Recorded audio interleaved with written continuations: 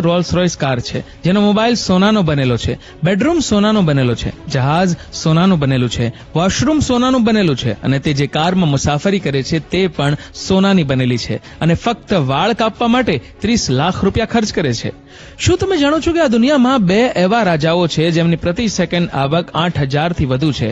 દુનિયાની સૌથી મોંઘી કાર રોલ્સ રોયસ છે, જેને ખરીદવાનું દરેક વ્યક્તિ સપનું જુએ છે, પરંતુ આ રાજા પાસે 600 રોલ્સ રોયસ કાર છે અને તેની પાસે સોનાની બનેલી એક કાર પણ છે.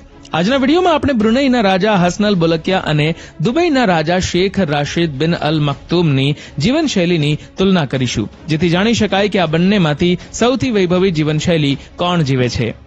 સૌપ્રથમ આપણે દુબઈના રાજકુમાર શેખ રાશિદ બિન અલ મક્તુમ વિશે વાત કરીશું. આ રાજકુમારે પૈસા ખર્ચવાના બધા રેકોર્ડ તોડી નાખ્યા છે. તેમની સંપત્તિ 20 અબજ ડોલરથી વધુ છે. શેખ વિશ્વની સૌથી મોટી ઇમારત બુર્જ ખલીફાના માલિક પણ છે, જે વિશ્વની સૌથી મોંઘી ઇમારત છે. તેના નિર્માણમાં લગભગ 22,000 કરોડ રૂપિયા ખર્ચવામાં આવ્યા હતા. દુબઈના આ શેખની ગણતરી એવા થોડા લોકોમાં થાય છે જેમની આવકનો અંદાજ લગાવવો ખૂબ જ મુશ્કેલ છે, કારણ કે બુર્જ ખલીફા ઉપરાંત તેમની પાસે 2 વધુ કંપનીઓ પણ છે, જેમાં દુબઈ વર્લ્ડ અને દુબઈ હોલ્ડિંગ જેવી કંપનીઓનો સમાવેશ થાય છે, જેમાંથી શેખ રાશિદ દર મહિને લગભગ 1 અબજ ડોલર કમાય છે. તમને જણાવી દઈએ કે શેખ રાશિદ દુબઈના 90% માલિક છે. બીજી બાજુ દુબઈમાં વિશ્વની સૌથી મોટી 7 સ્ટાર હોટેલ, સૌથી મોટા શોપિંગ મોલ, વિશ્વનો સૌથી મોટો સ્વિમિંગ પૂલ અને ઘણી આશ્ચર્યજનક વસ્તુઓ છે. આ બધું આ એક જ માણસે કર્યું છે. હવે અમે તમને બ્રુનેઈ લઈ જઈએ છીએ, જે દેશ દુબઈ કરતા થોડો મોટો છે, પરંતુ તેના રાજા હસનલ બોલકિયા વિશ્વના સૌથી ઉડાવ રાજાઓમાંના એક છે.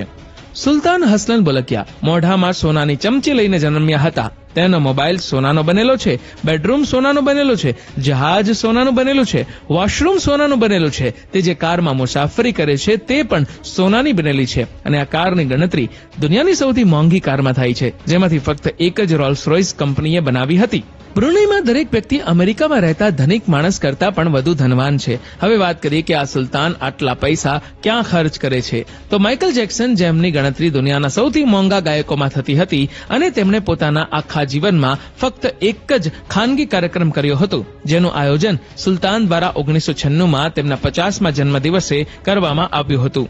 સુલતાને માઇકલ જેક્સનને 3 દિવસના પ્રદર્શન માટે $17 મિલિયન મોટી રકમ ચૂકવી હતી, જે તે સમયે ખૂબ મોટી રકમ હતી.